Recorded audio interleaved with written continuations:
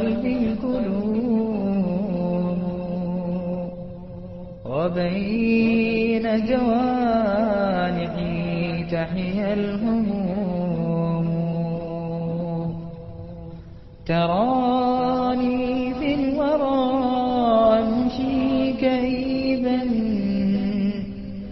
كأني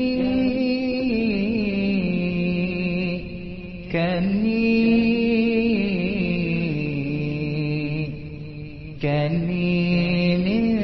تنكرهم يتيم أبي قد مسقت قلبي القلوب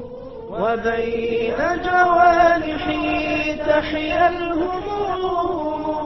تراني في الورى أمشي كئيبا كأني من تنكرهم يتيم تطاردني نواظرهم وأنا نظرت إذا بها حولي تحوم أروح وأغتدي في كل يوم ولكن يا أبي من لا أروم كساني الحزن ثوبا فوق ثوب فظن الناس بي أني سقيم وما بي علة إلا افتقادي حلو أبي فصرت كمن يهيم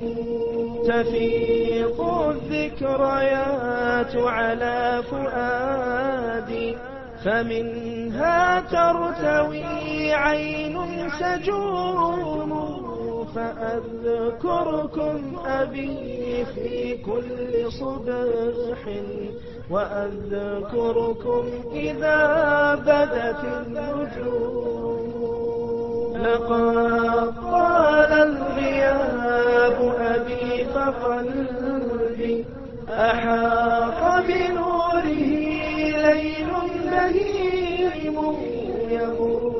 العيد تلو العيد فينا وعيدي دونكم لا يستقيم فعيد الناس أفراح وعيد تلتقي فيه الغموم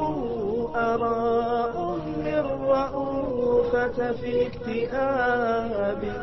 وقد هدت جوانبها السقوم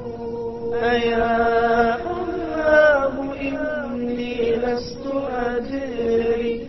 ألوم النفس أم من ذا ألوم أعدت سؤالها والدمع مني على خدي همار ضحوم أمات أبي فقالت لا ولكن أسير عاقه طاغ غشوم بأي جريرة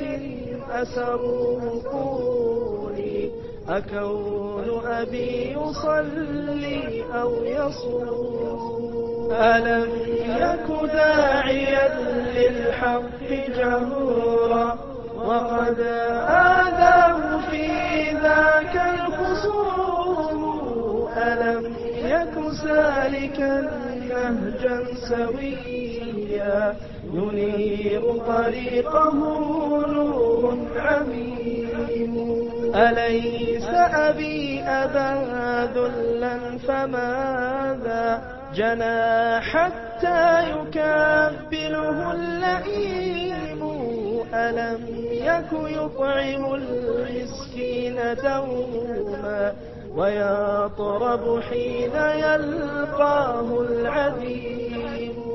يكاد يذوب من كمد إذا ما غدا في بحر أمتنا يعوم المصائب أسيرا دون ذنب، فماذا يبتغي منهم ظلوم؟ ألا تبا لطغيان تمادى يقود جيوشه ذاك الرجيم، فصبرا يا أبي عما قريب يبدد شمل أحزان الصروم.